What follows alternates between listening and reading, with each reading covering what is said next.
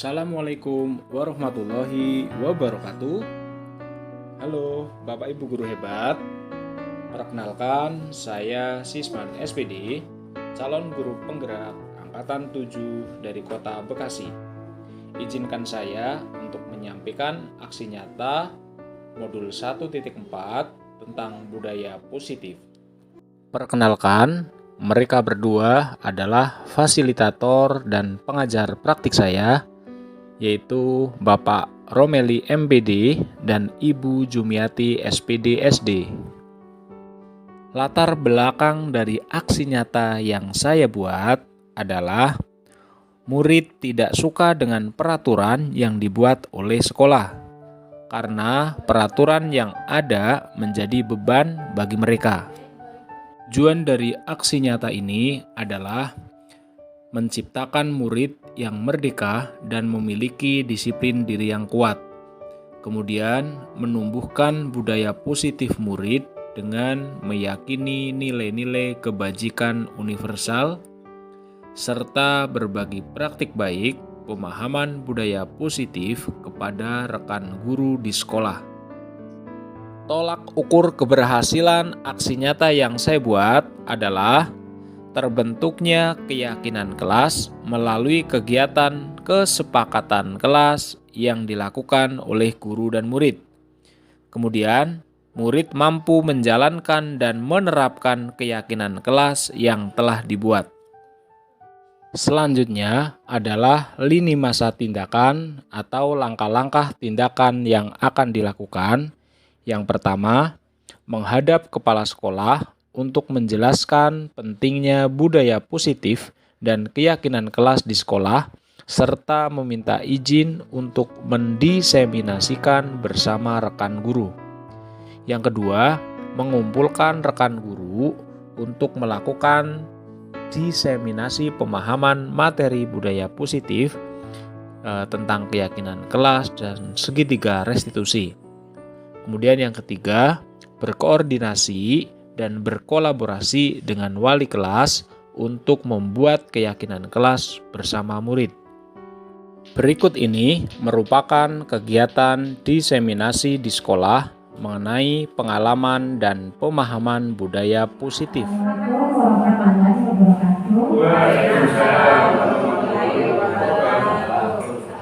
Untuk teman-teman sekalian, yang saya hormati Ibu Kepala Sekolah SDN 1, Ibu Jumiati dan rekan-rekan guru SDN PTSI 1. Dalam kesempatan ini kita akan mengajukan aksi nyata dalam rangkaian calon guru penggerak yang dilaksanakan oleh rekan kita, Bapak Sisman SPD. Baiklah, judul materi di sini adalah berbagi praktik baik aksi nyata calon guru penggerak angkatan 7 tentang budaya positif di sekolah.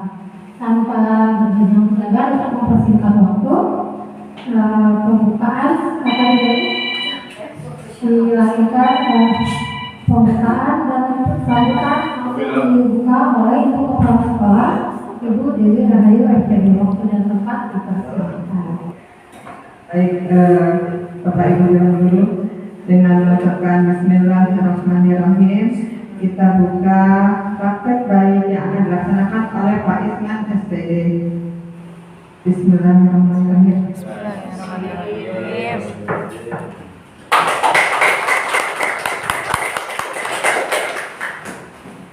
Alhamdulillah, terima kasih Ibu.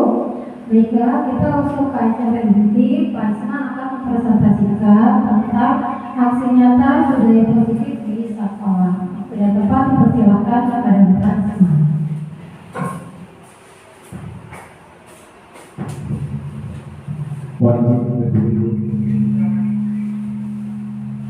Bismillahirrahmanirrahim. Assalamualaikum warahmatullahi wabarakatuh.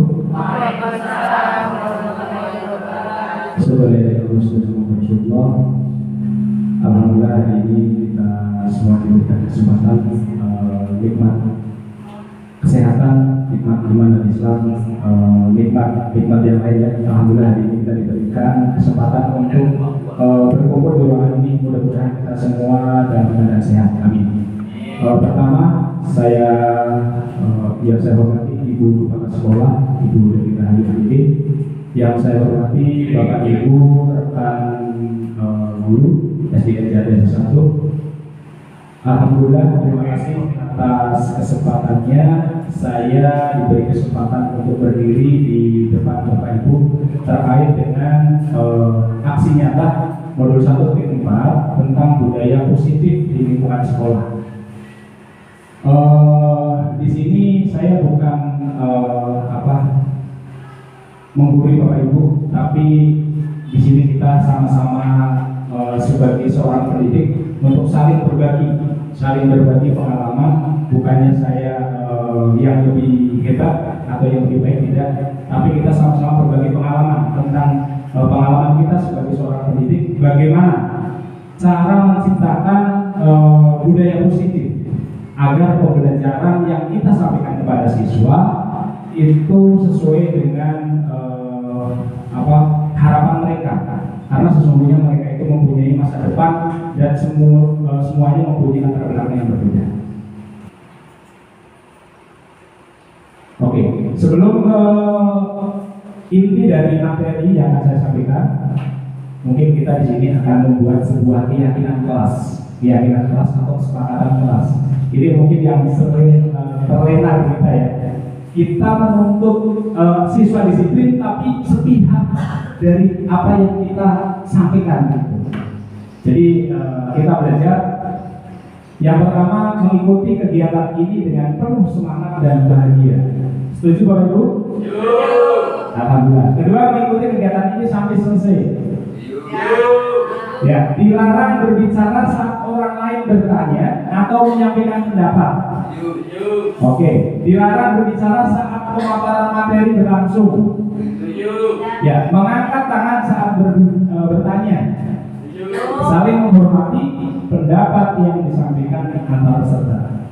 Ya, mudah-mudahan ini menjadi kesempatan kita untuk kegiatan selanjutnya. Ya, next.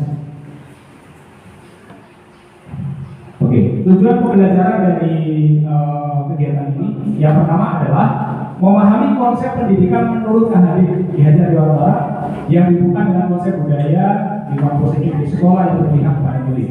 Kemudian melakukan evaluasi dan refleksi tentang praktik disiplin dalam pendidikan di Indonesia secara umum untuk mendapatkan pemahaman baru mengenai konsep disiplin positif untuk menciptakan murid dengan profil pelajar Pancasila.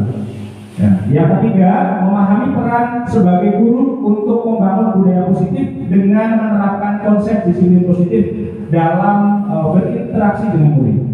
Next.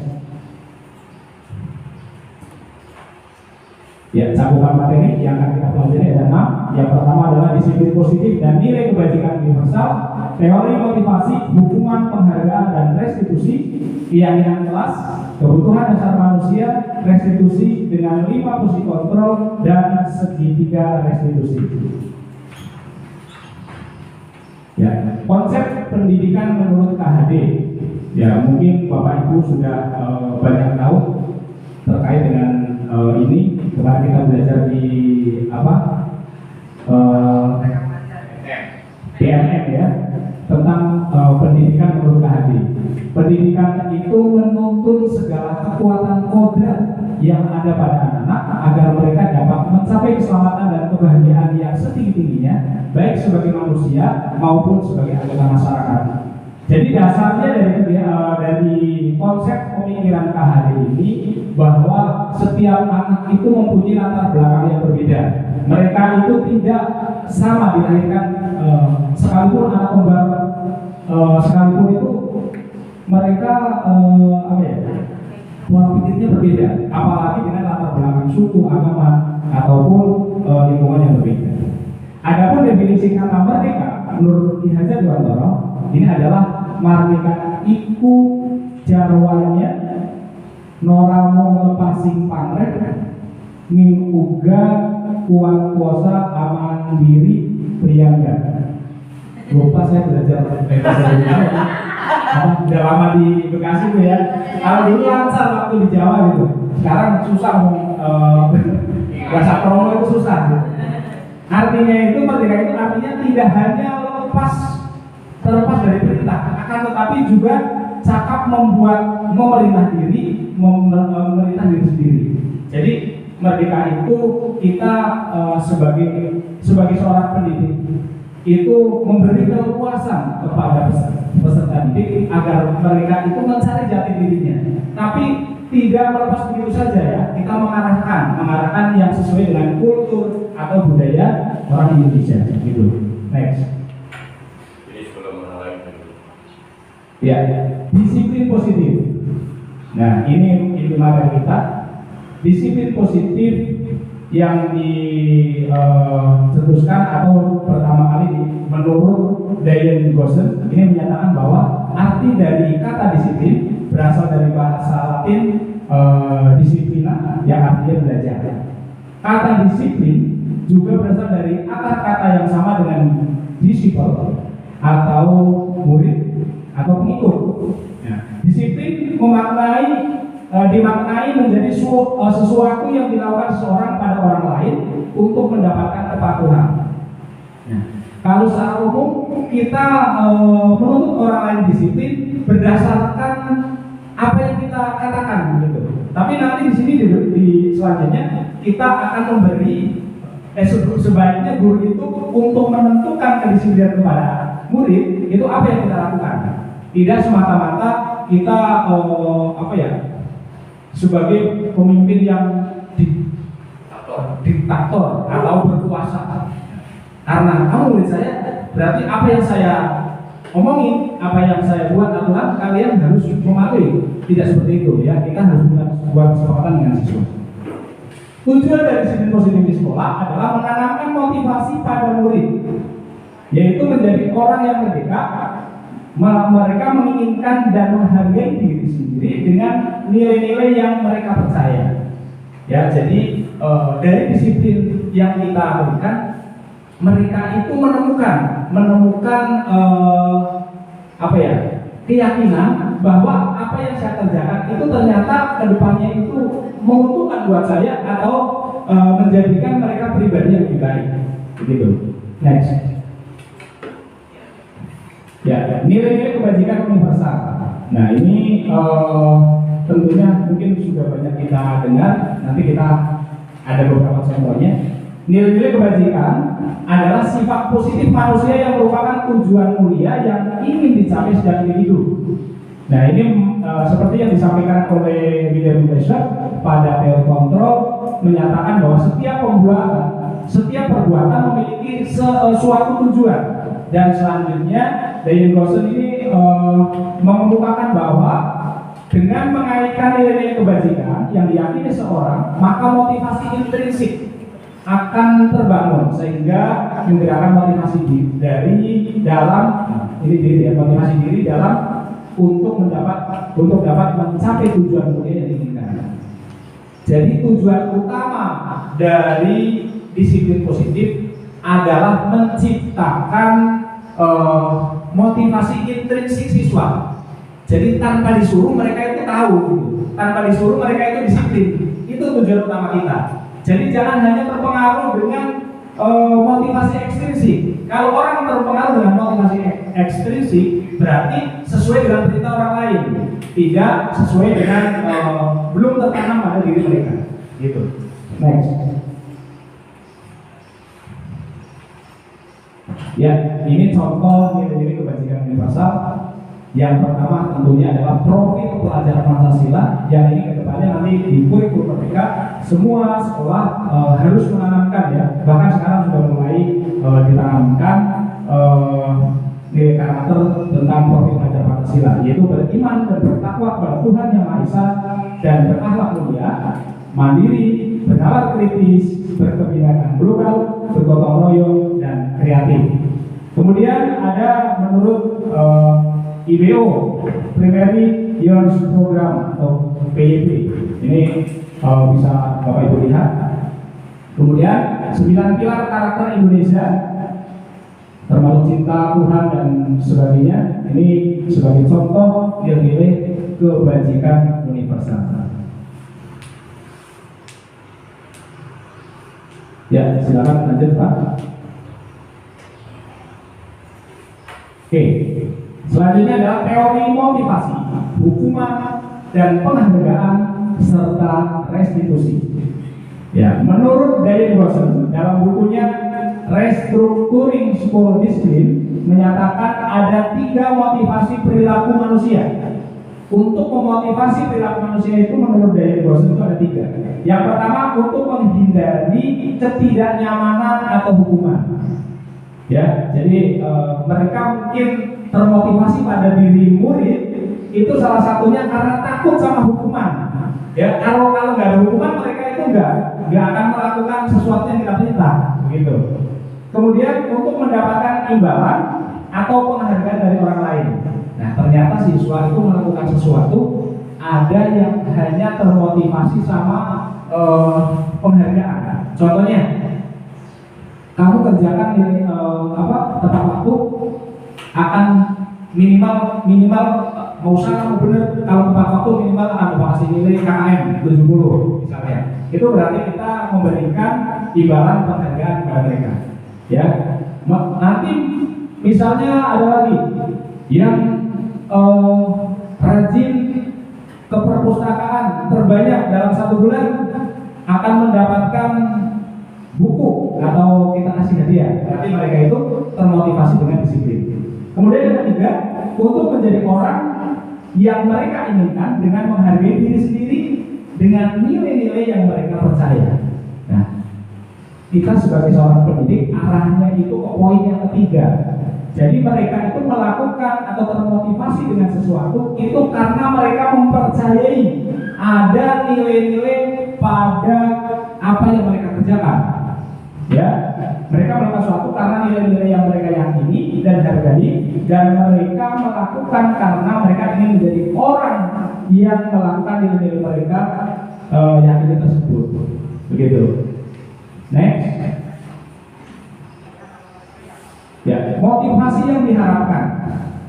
Ya, tujuan dari disiplin positif ini adalah menanamkan motivasi yang ketiga pada murid kita, yaitu menjadi orang yang mereka inginkan dan menghargai diri sendiri dengan nilai-nilai yang mereka percaya. Jadi seperti yang saya sampaikan tadi, bahwa mereka itu tidak melakukan sesuatu termotivasi karena hadiah atau karena takut sama hukuman, tidak, tapi karena ada sesuatu atau nilai yang mereka yakini sehingga mereka tercipta motivasi intrinsik pada diri murid, gitu. Kemudian ketika murid-murid kita memiliki motivasi tersebut, mereka telah memiliki motivasi intrinsik, ya, yang berdampak jangka panjang. Jadi tidak hanya apa yang kita ucapkan sekarang mereka lakukan, tapi kedepannya mereka juga melakukan hal yang sama, hal atau kebaikan yang sama. Oke, next. Baik, di sini Bapak Ibu bisa mengidentifikasi ada hukuman. Saya beri contoh, ada hukuman, konsekuensi, dan restitusi. Kira-kira nanti Bapak Ibu, teman-teman bisa menentukan. Jadi ada identifikasi yang gagal untuk diri murid dan ada identifikasi sukses. Identifikasi sukses pada murid minimal adalah konsekuensi dan restitusi. Sebagai contoh, sesuatu yang ini adalah apa? Kalau hukuman itu sesuatu yang menyakitkan bagi murid, ya, tidak nyaman, mereka itu tidak nyaman. Kemudian korban mendapatkan keadilan, kemudian dilakukan secara seketika. Begitu murid terlambat tanpa ada kesepakatan dan sebagainya, langsung mereka suruh keliling lapangan 10 kali tanpa ada di kesepakatan awal. Ya, konsekuensi sesuatu yang harus terjadi karena sudah disepakati. Kalau restitusi ini merupakan pilihan. Jadi murid itu kita berikan pilihan. Nah, kamu sebaiknya karena melakukan seperti ini, kira-kira kamu mau apa ke depannya? Nah, itulah restitusi. Jadi murid itu kita berikan pilihan, gitu. Kemudian tidak nyaman. Kalau untuk konsekuensi, kalau restitusi itu menguatkan murid. Ya, kalau kurban bisa diabaikan, kalau konsekuensi, kalau restitusi kurban mendapatkan ganti. Contoh ini, ada teman yang merobek kertas atau buku temannya. Kalau kita tidak mengetahui apakah yang harus kita lakukan ke depan, mungkin guru langsung vonis. Nah, kamu salah. Ya kamu mungkin langsung orang tua dipanggil atau lain sebagainya. Ya. Tapi kita harusnya mengetahui latar belakang mereka. Kita harus memberikan pilihan kepada mereka. Setelah kamu melakukan hal ini, kira-kira apa yang harus kamu lakukan ke depan? Jadi kita diarahkan menjadi seorang pendidik yang bijak gitu. Tidak memvonis seketika apa yang dilakukan oleh murid-murid kita. Oke. Kemudian penguatan hanya bertahan dalam jangka waktu pendek. Kalau untuk restitusi itu masalahnya terpecahkan, kemudian jangka waktunya itu lebih panjang. Ini sebagai contoh tindakannya, kata-kata yang kita lakukan, nah, kata-kata yang kita sampaikan seperti ini misalnya. Peraturannya adalah kamu harus. Kalau yang kotak pertama itu hukuman, karena kamu terlambat, kamu harus melilit lapangan 10 kali. Nah, itu berarti kita melakukan hukuman kepada siswa. Kalau konsekuensi, apa peraturannya? Kita tanya dulu ke siswa, apa peraturannya? Karena mereka itu di awal sudah kita sampaikan peraturannya. Kalau restitusi, apa yang kamu yakini, apa yang bisa kamu lakukan untuk memperbaiki masalah kamu? Tanyakan kepada mereka. Jadi mereka itu mencari solusi untuk memperbaiki masalah yang mereka lakukan, yang mereka perbuat. Gitu. Oke, next. Ya, ini penjelasannya ya. Kalau hukuman itu bersifat tidak terencana atau tiba-tiba. Jadi kita tadi memvonis anak secara tiba-tiba. Hukuman bersifat satu arah. Jadi guru itu ya terlihat lebih galak ya menurut siswa ya. Karena kita yang memvonis ketika apa yang dilakukan oleh siswa itu menghukum tanpa melalui suatu kesepakatan, penghargaan dari pihak pengarahan dari pihak guru baik sebelum atau sesudahnya. Hukuman diberikan bisa berupa fisik maupun psikis. Murid anak disakiti oleh suatu perbuatan atau kata-kata. Kita mengucapkan kata-kata yang menyakitkan anak atau berteriak seketika ataupun mungkin ngatain anak sampai anak itu sakit hati.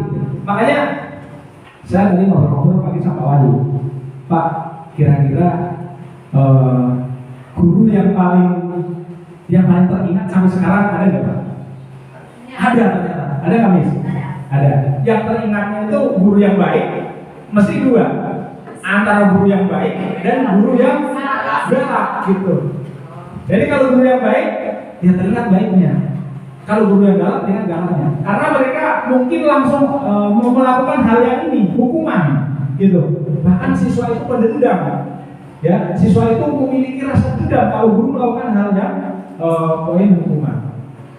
Kemudian yang kalau konsekuensi ini bersifat terencana atau sudah disepakati. Nah, kita membuat kesepakatan awal, ya. Ini merupakan konsekuensi. Sudah dibahas, disetujui oleh murid dan guru. Umumnya bentuk konsekuensi dibuat oleh pihak guru, ya, dan murid sudah mengetahui. Oke. Restitusi ini adalah proses menciptakan kondisi bagi murid untuk memperbaiki kesalahan mereka sehingga mereka bisa kembali pada kelompok mereka, ya, dengan karakter yang lebih kuat. Jadi tujuan utama kita melakukan atau berbuat restitusi kepada anak agar mereka itu dalam diri murid itu timbul karakter positif, gitu.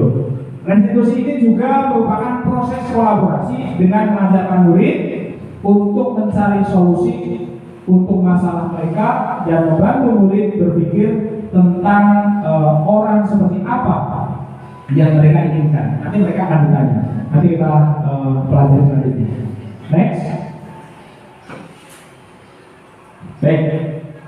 Ya, saya menampilkan beberapa tindakan yang dilakukan oleh guru. Mohon izin teman-teman mungkin bisa menyampaikan pendapatnya. Kalau yang pertama, mencatat 100 kali dalam buku kalimat saya tidak akan terlambat lagi karena terlambat ke sekolah. Sampai 100 kali. Itu termasuk hukuman atau konsekuensi? Hukuman. Oke. Ya, betul ya, hukuman. Kemudian lari mengelilingi lapangan basket 2 kali karena terlambat hadir di sekolah. Hukuman atau konsekuensi? Kalau 2 kali, dilihat 2 kali keliling lapangan. Ini lebih ke? Ya, lebih ke konsekuensi ya. Kalau hukuman biasanya ini tidak memandang siswa, mungkin larinya sampai 20 kali atau 10 kali. Nah, itu lebih ke hukuman. Oke. Membersihkan coretan yang dibuatnya di meja tulis. Nah, konsekuensi ya. Murid diminta untuk push up 15 kali karena tidak menggunakan masker ke sekolah. Hukuman. Menggantikan kertas tugas teman yang telah dicoret-coret. Oke, pintar nih salah segitu ini. Membersihkan tumpahan air di meja tulis. Ya, konsekuensi. Oke, tepuk tangan buat kita semua. Luar biasa. Next.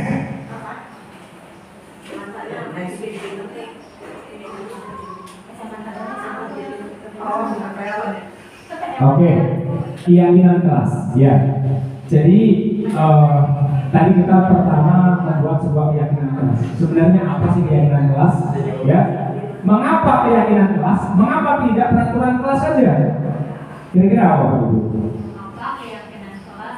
Mengapa bukan peraturan kelas? Kalau keyakinan kelas itu kesepakatan antara siswa dengan gurunya. Ya. Ada formula gitu. Baik. Kalau peraturan kelas saja guru hanya membuat peraturan tanpa kesepakatan dengan siswa. Ya, kurang lebih seperti itu Bapak Ibu ya. Jadi kalau keyakinan kelas itu artinya ada nilai yang disepakati di awal antara guru dan murid. Yang kita sepakati itu adalah kemauan mereka, tapi dengan kontrol atau dengan bimbingan guru gitu. Coba ini ada pertanyaan yang seperti ini.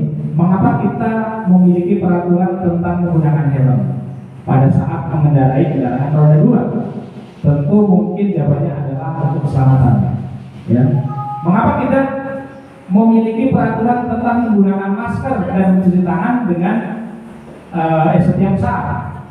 Jawabannya mungkin adalah tentang kesehatan atau keselamatan karena tentang wabah COVID-19. Nah, inilah yang disebut sebagai keyakinan kelas, ya. Jadi sebagai contoh itu seperti itu. Mereka itu meyakini dengan kita melakukan sesuatu ada nilai disiplin positifnya pada kita. Jadi ada nilai-nilai yang tentunya berbuat untuk kebaikan kita dan orang lain. Gitu. Oke, next. Ya, saya mencoba berbuat seperti ini. Sebelum saya dulu mengetahui tentang keyakinan kelas, saya di awal belajar langsung buat peraturan siswa itu harus mengikuti apa yang saya mau gitu. Tapi ternyata itu dampaknya akan berdampak buruk pada murid. Ya, sebagai contoh saya buat keyakinan kelas, mungkin bisa diputar lagi. Singkat saja. Belajar hari ini, alhamdulillah kalian bersemangat setelah kalian libur kemarin akhir semester. Untuk mengawali kegiatan pembelajaran hari ini, kita akan membuat sebuah keyakinan kelas. Bisa Apa itu keyakinan kelas? Ada yang tahu? Ada yang tahu? Keyakinan kelas itu adalah kesepakatan kelas untuk membuat sebuah kesepakatan atau keyakinan tentang peraturan dalam kegiatan pembelajaran kita. Kira-kira kalian sendiri punya peraturan nggak dalam pelajaran videokan supaya lebih disiplin? Ya, masing-masing punya peraturan. Peraturan yang kita buat, peraturan yang kita sepakati, itulah yang dinamakan sebuah keyakinan kelas. Yang sudah kita sepakati, kita harus komitmen ya dengan peraturan yang kita buat. Oke, semuanya dalam hati mempunyai minimal satu peraturan kelas. Ya. Pertemuan saya Baik. Langsung saja. Teman. Dilarang membawa HP. Ini kan bawa HP ya? Dilarang membuli. Dilarang melepas sepatu saat pelajaran juga. Jangan bawa sepatu. Dilarang membuli mana? Dilarang membuli. Dilarang membuli. Bapak dilarang berbicara sama teman bertanya atau menyampaikan pendapat.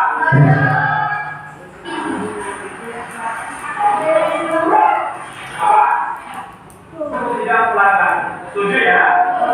Oke, kamu tidak sepakat. Kemudian dilarang membawa HP yang dibawa di sekolah Pak, konsekuensinya. HP-nya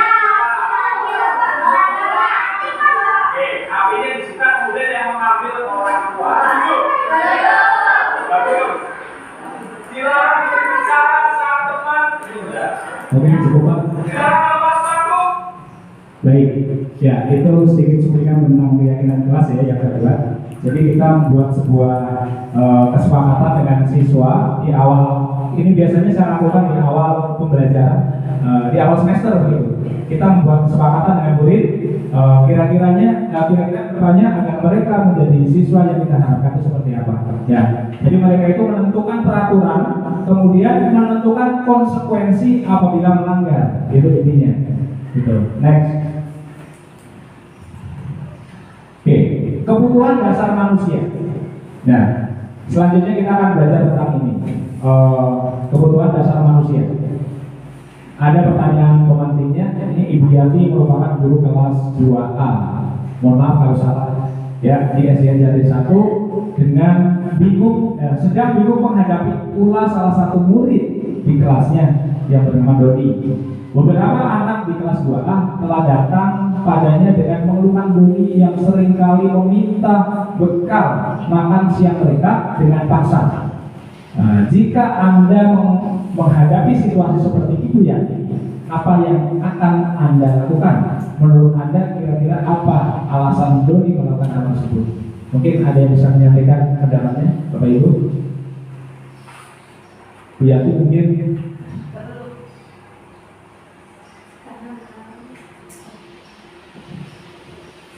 Oke, silakan. Bapak, saya coba memberikan pendapat saya untuk situasi ini. Mungkin kalau saya akan bertanya dulu ke anaknya. Saya panggil siswa tersebut, saya tanyakan alasannya kenapa, penyebabnya apa, bagaimana kondisi dia di rumah, sampai kok dia bisa melihat kalau temannya setiap hari dia begitu. Itu setiap hari tidak? Sering. Nah, ditanyakan ke siswa tersebut alasannya, kita atur dulu antara gue dengan siswa yang di depan teman-temannya, kita ajak keluar, karena kalau di depan teman-temannya anak di usia kelas 2 itu sudah makin malu, sudah paham malu, jadi kita ajak ngobrol, jangan di ruang guru juga, karena kalau kemudian pasti dia akan merasa sebagai tersangka. Itu yang harus kita jaga mental siswa. Mungkin di jam pulang sekolah ketika teman-temannya pulang, kita bisa ngobrol dulu sebentar aja 5 menit, kita sampai dia cerita, lalu kita cari solusi bersama-sama. Kita panggil orang tuanya, gitu, kondisi anaknya seperti ini. Jadi sebelum ke orang tua, kita ke anaknya dulu, kita setelah dia memberikan pernyataannya, alasannya, kita cross check dengan orang tuanya, lalu kita berikan pendapat kita kepada orang tuanya untuk tindak lanjut selanjutnya untuk anak mungkin dikasih sarapan atau diberi uang jajan sehingga tidak minta bekal temannya, karena anak-anak lain itu pasti tidak nyaman dengan kejadian ini. Sekian pendapat saya. Wassalamualaikum warahmatullahi wabarakatuh. Terima kasih Miss, tepuk tangan buat Miss Eki. Oke, jadi salah salah satu apa yang kita lakukan kepada guru, mungkin kita melakukan pendekatan personal ya kepada murid. Kira-kira mengapa mereka itu melakukan hal yang demikian? Oke, selanjutnya Wahyu. Ya. Oke, sebelum saya terima posisi kontrol, mungkin Bapak Ibu nanti bisa mencari jawabannya itu di sini. Ya, dari apa atau permasalahan yang tadi dihadapi oleh Yanti. Oke, coba diputar videonya.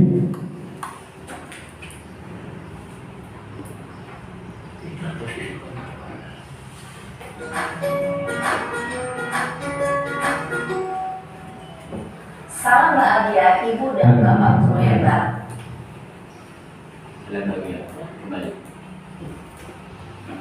Dalam penerapan disiplin positif restitusi, salah satu program yang dikembangkan adalah 5 posisi kontrol. 5 posisi kontrol dalam restitusi adalah proses perjalanan seorang pendidik agar dapat mengenal dirinya. Pada video kali ini, kita akan membahas tentang 5 posisi kontrol yang dikembangkan oleh Diane Dawson dan contoh penerapannya.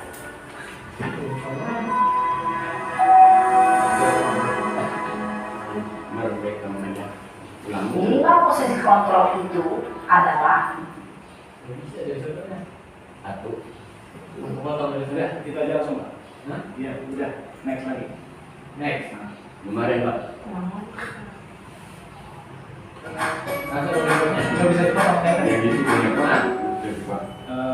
salam bahagia Ibu dan Bapak guru hebat dalam penerapan dendam. Ini maksudnya terpotong terlalu cepat ya. Bagaimana ini? Pas saya harus ke 18. Selamat pagi Bu. Selalu terlambat. Astagfirullahaladzim. Kamu deh, pasti terlambat. Jadi gitu. Maaf Bu, saya Apa? Apa coba? Alasan kamu apa lagi? Kapan sih kamu tidak terlambat? Malas sekali ya kamu jadi anak. saya Dasar pemalas. Gak kapok-kapok sih kamu. Sudah berapa kali terlambat? Sana, kamu keliling lapangan basket 2 kali. kenapa saya harus ke lapangan basket Bu? Kenapa? Kamu melawan ibu. Berani-beraninya jawab. Sudah terlambat, masih berani jawab pula. Sekarang, keliling lapangan basket 5 kali sekalian. Biar kapok. Cepat. Pergi sana ke lapangan basket. Posisi penghukum biasanya berbicara dengan nada tinggi, menghardik, menunjuk-nunjuk, menyakiti, dan menyindir. Hukuman bisa berupa fisik maupun psikis. Ibu dan Bapak guru hebat, dampak yang terjadi pada murid ketika guru berada pada posisi penghukum adalah murid cenderung akan memberontak, bahkan menyimpan dendam.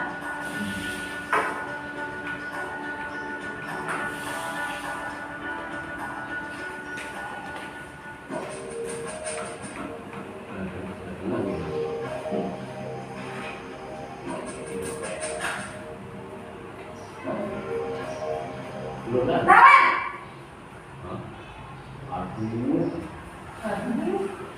Selamat pagi Bu. Naren! Kamu kenapa terlambat lagi, nak? Ya Tuhan, Naren. Kamu senang ya bikin ibu susah ya? Kalau kamu terlambat lagi, nanti ibu yang ditegur bapak kepala sekolah, nak. Disangka ibu tidak bisa membina kamu. Duh, gimana ini? Maaf Bu, Duh, Gusti Naren. Kamu suka ya kalau ibu ditegur bapak kepala sekolah? Terus, sekarang ibu harus tulis apa yang di buku absen? Ini kamu sudah sering terlambat loh. Ibu harus apa coba? maaf Bu, maaf. Merasa tidak berharga dan tidak sanggup membahagiakan orang lain. Ketika guru mengambil posisi pembuat rasa bersalah, murid akan menganggap dirinya yang bersalah dan ia akan menyimpan emosi negatif tersebut di dalam dirinya.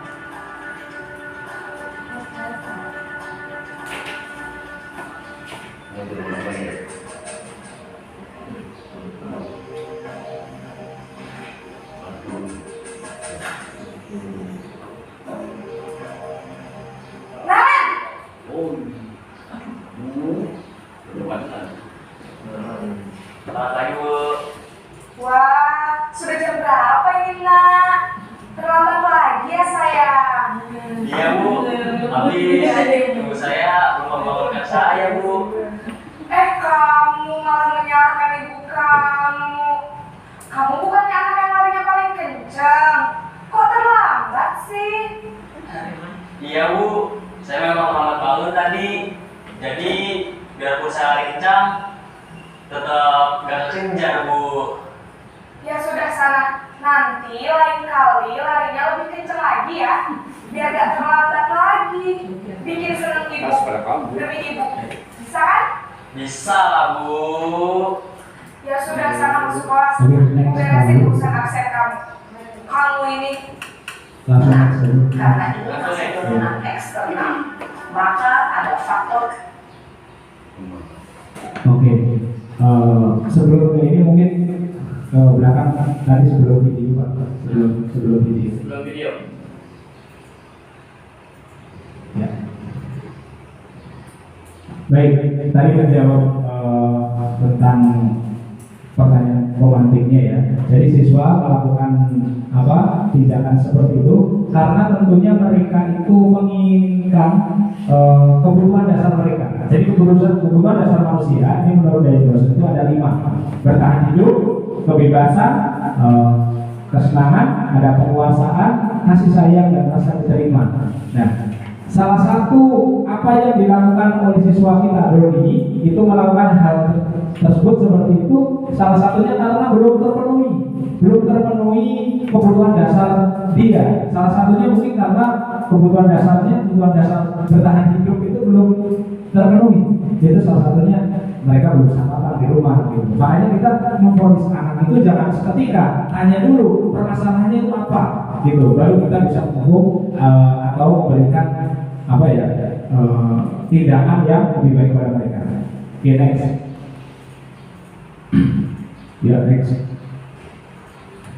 Ya, tadi kita melihat sekilas video tentang 5 posisi kontrol restitusi menurut Dayos Dosen.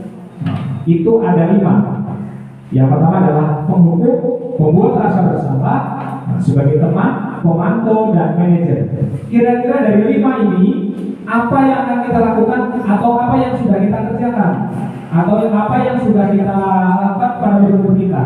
Tentunya yang diinginkan adalah posisi yang kelima. Sebagai seorang pendidik, yang diinginkan adalah posisi yang kelima, yaitu posisi terakhir adalah sebagai manajer. Sebagai seorang guru atau pendidik, posisi di mana guru berbuat sesuatu bersama dengan murid, berbuat sesuatunya tidak sepihak, tapi bersama dengan murid sesuai dengan kesepakatan. Mempersilahkan murid untuk mempertanggungjawabkan perilakunya. Setelah mereka melakukan sesuatu, apa yang mereka perbuat, mereka harus bertanggung jawab. Dikasih pilihan, dikasih kesempatan untuk mempertanggungjawabkan apa yang mereka kerjakan. Mendukung murid agar dapat menemukan solusi atas permasalahannya sendiri. Kira-kira seperti itu ya. Jadi yang paling baik atau harapannya kita sebagai seorang pendidik adalah posisi yang kelima, yaitu posisi dengan posisi yang sebagai seorang manajer. Next. Oke, ini termasuk posisi kontrol apa kira-kira itu? Saya di sini menampilkan ada 5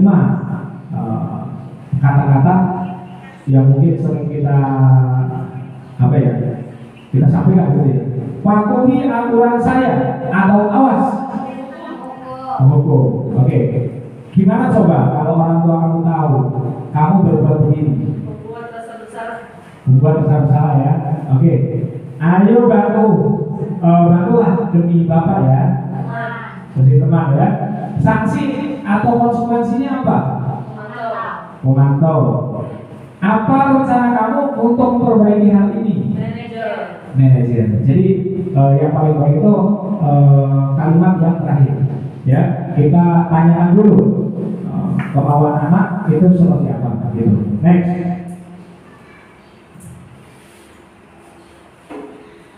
Ya, ini yang terakhir adalah tentang segitiga restitusi. Sebelum lebih dalam kita pelajari tentang segitiga restitusi, mungkin kita lihat dulu cuplikan video berikut ini.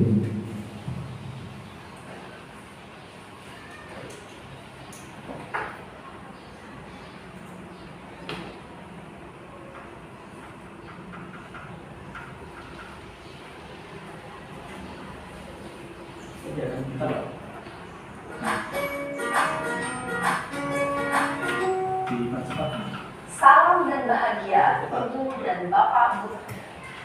Tindakan yang salah. Dan sisi yang ketiga adalah menanyakan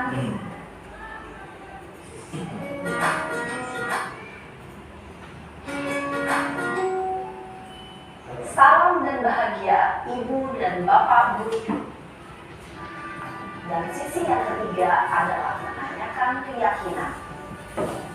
Ibu dan bapak guru, berikut ini akan ditunjukkan bagaimana seorang guru berada dalam posisi manajer menggunakan penerapan segitiga restitusi.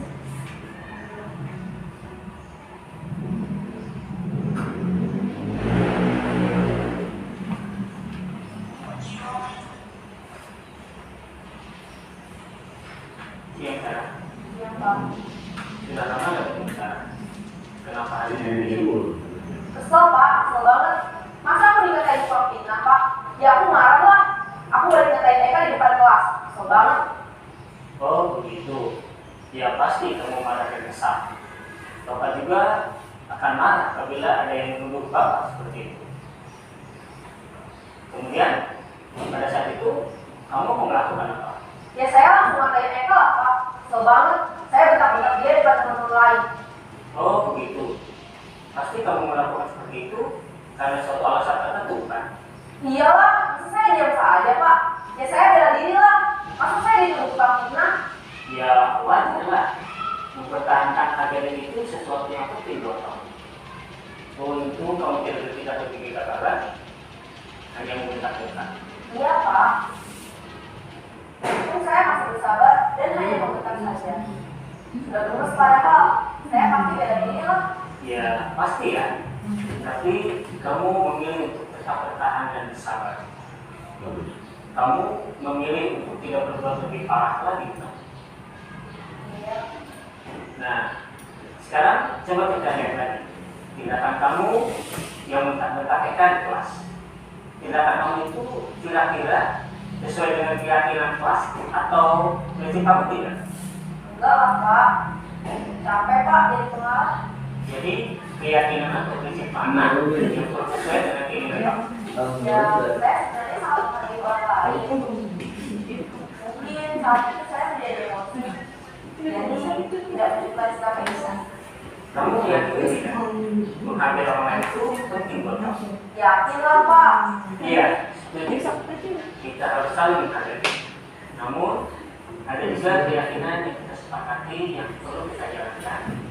Apabila kita sedang marah kan? Ya, saya bisa lebih proaktif, mulai dengan diri sendiri. Saya bisa jadi lebih bersabar, mengambil waktu jeda untuk berpikir mau apa selanjutnya. Kira-kira kamu bersedia memperbaiki masalah ini tidak? Sedia Pak. Kalau kamu memperbaiki masalah ini, kamu akan menjadi orang seperti apa? Saya akan menjadi orang yang bertanggung jawab ya Pak. Dan yang biasa proaktif. Iya, menurut kamu bagaimana rasanya menjadi orang seperti itu? Ya nyaman lah, bangga bisa bersabar dan berhasil. Baiklah kalau Oke, next Pak. kita pikirkan bagaimana memperbaiki masalah ini. Ya, mohon izin Bapak Ibu, terkait video tadi, mungkin ada yang pernah menghadapi siswa yang begini ya, langsung memvonis ketika apa yang dilakukan oleh siswa, pernah? Bapak Ibu sering ya Pak ya, saya pribadi gitu. Nah, mudah-mudahan dengan melihat video ini kita bisa menjadi seorang pendidik yang lebih baik ya. Oke, terlihat apa yang kita lihat dari cuplikan video tadi, bahwa dari segi 3 restitusi itu ternyata pengaruhnya baik ya. Ternyata siswa itu dituntut untuk bisa melakukan atau memperbaiki kesalahan yang mereka lakukan. Jadi yang pertama adalah menstabilkan identitas. Kita menghukum siswa itu jangan seketika, tanya dulu apa permasalahannya. Ya, kita tuntut dulu, biarin mereka itu mau mengeluarkan emosinya, mau biarin. Nah inilah ya di sisi yang pertama. Bagian dasar dari ini bertujuan untuk mengubah identitas anak dari orang yang gagal karena melakukan kesalahan menjadi orang yang sukses. Ya, jadi mereka itu biarin menyampaikan kemarahannya di situ, tapi jangan di depan teman-teman tentunya. Mungkin kita panggil di ruangan begitu, ya. Kemudian dia mencoba untuk memenuhi kebutuhan dasarnya. Jadi kebutuhan dasar itu ingin diakui sama temannya tadi, ya, atau ingin terlihat lebih hebat dari temannya dan seterusnya. Kemudian validasi tindakan yang salah. Tindakan yang salah sama guru itu ditanya, kira-kira kesalahannya di mana? Divalidasi dulu, jangan diponis seketika. Ya, setiap tindakan kita lakukan dengan suatu tujuan untuk memenuhi kebutuhan dasar. Kalau kebutuhan dasar belum terpenuhi, kita tidak boleh menyalahkan secara sepihak apa yang dilakukan oleh siswa. Dan sisi yang ketiga adalah menanyakan keyakinan.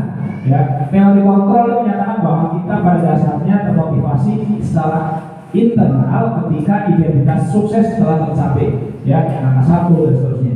Nah, itu seperti itu. Ya, jadi untuk menghadapi masalah-masalah yang dilakukan oleh siswa, tentunya kita harus menjadi seorang pendidik yang lebih bijak. Ya, mungkin Bapak Ibu setelah memahami tentang segitiga restitusi ini bisa menerapkan kepada murid-murid kita. Bagi siswa-siswa kita mungkin yang ada masalah ya dalam kelas, baik terlambat atau sebagainya. Nah, oke, next slide.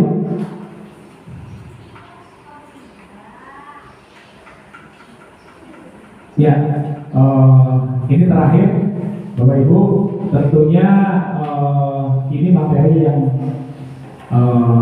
mudah-mudahan bisa menginspirasi kita sebagai seorang pendidik agar menjadi seorang pendidik yang lebih bijak, agar menjadi seorang pendidik yang bisa memahami kemauan anak, tapi dengan cara menuntut tumbuh kembang mereka agar mereka menjadi anak atau menjadi murid yang diharapkan oleh kita sebagai seorang calon pemimpin bangsa yang lebih baik.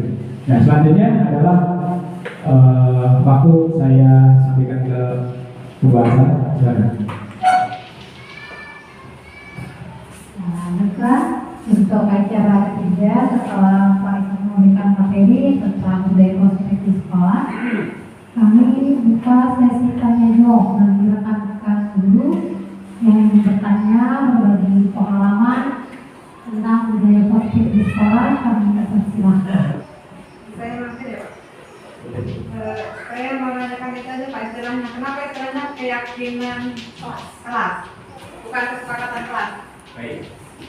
Kayaknya kalau kesepakatan kelas lebih mudah dipahami ya, langsung nyambung.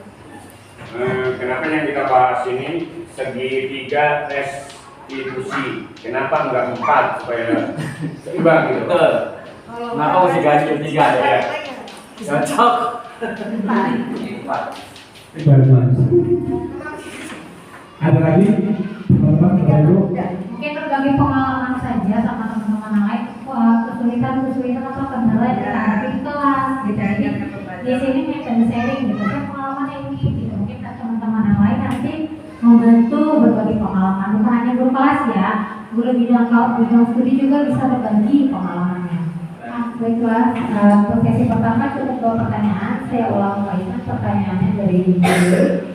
Mengapa keyakinan kelas bukan kesepakatan kelas? Lalu oleh Pak Abad, kenapa sedikit restitusi bukan 4 restitusi? Baik, Pak dan Bapak persilakan Pak Ismail. Ya, terima kasih atas pertanyaannya, Bapak Ibu. Oke, pertanyaan yang pertama tentang keyakinan kelas. Kenapa bukan kesepakatannya? Jadi dulu sebelum kurikulum Merdeka itu namanya kesepakatan kelas atau peraturan kelas. Tapi setelah kurikulum Merdeka itu diubah menjadi keyakinan kelas. Kenapa?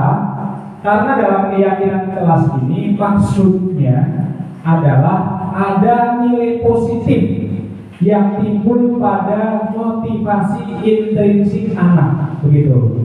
Jadi mereka itu tidak terfokus pada peraturan. Kalau peraturan itu identiknya adalah sesuatu yang sudah baku, sudah ditentukan oleh guru itu sendiri. Tapi kalau keyakinan itu adalah kesepakatan bersama antara guru dan murid, dan harapannya murid itu dengan melakukan sesuatu ada nilai motivasi intrinsik yang ada pada diri murid. Mungkin cukup menjawab Ibu. Mohon izin. Oke, mungkin langsung saja untuk yang kedua adalah pertanyaannya tentang kenapa tidak 4 restitusi ya, jadi 4 itu sebenarnya pertanyaannya. Boleh Pak Wahyu tolong di ke slide sebelumnya. Jawabannya karena Ya. Kenapa tidak segi 4 restitusi? Kalau menurut saya itu nggak harus 4, 3 pun cukup, Pak. Jadi dengan langkah ketiga ini kita sudah cukup menentukan keyakinan pada murid kita. Karena apa? Dari ketiga sisi ini sudah memenuhi unsur nilai intrinsik yang diharapkan anak. Yang pertama adalah kestabilan identitas. Tanya dulu tadi permasalahannya apa, kita arahkan, kita tuntut, mereka mau marah mau apa biarin, tapi kita dengan kata-kata yang lebih bijak. Validasi tindakan yang salah, tindakan yang salah itu di mana? Kita validasi dulu. Jangan seketika kita memvonis bahwa anak itu salah ya salah itu, jangan. Kemudian menanyakan keyakinan. Nah, menanyakan keyakinan setelah itu baru kita mengarahkan kepada anak dengan keyakinan yang mereka perbuat atau mereka itu termotivasi dengan keyakinan yang sudah disepakati, gitu.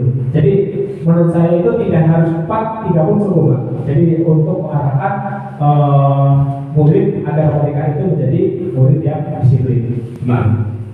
sesi keempat boleh nggak supaya jelas anak diberi hukuman umpama gitu misalnya. Oh gitu. Ya, tadi mereka di sisi yang ketiga itu sudah menentukan hukuman apa kira-kira kalau kamu melakukan tindakan hal yang seperti itu. Mereka menentukan sendiri. Kalau kita yang menentukan nanti kita salah. Ya, kenapa kok guru kita mungkin akhir-akhir ini mendengar guru banyak ada guru yang bermasalah karena terfonis melakukan sesuatu yang tidak baik di kelas sekolah. Itu salah satunya karena guru sepihak mungkin ya, nggak ada sepakatan dengan siswa. Tapi kalau insya Allah kalau kita menjadi guru yang lebih bijak di awal kita buat kesepakatan, ya tidak. Untuk sesi tanya jawab, saya tanyakan lagi ke teman-teman, ada lagi yang ingin bertanya tentang budaya positif di sekolah. Sepertinya tidak ada. Saya simpulkan materi yang disampaikan oleh Pak Isman terdiri dari 5 cakupan materi. Yang pertama, disiplin positif dan nilai-nilai kebijakan universal. Yang kedua, nilai-nilai kebaikan universal, hukum konsekuensi dan restitusi, lalu keyakinan kelas dan kebutuhan dasar manusia.